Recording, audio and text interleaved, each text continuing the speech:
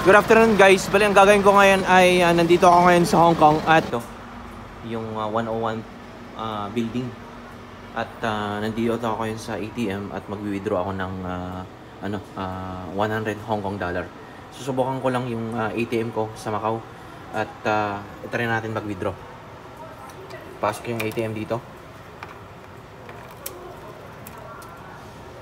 Kung maka-withdraw tayo. So tumunog yung ATM, naglo-loading siya at yun, pwede tayong maka-withdraw dito.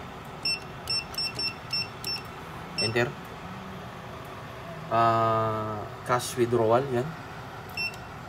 Then 100.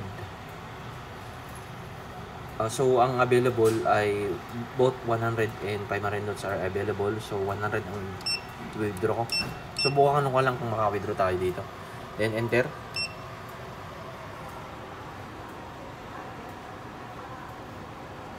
Hindi siya pwede. Service not supported by card holder.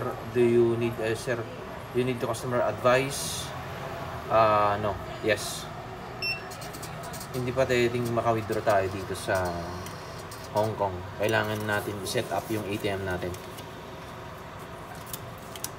Pumasok yung ATM,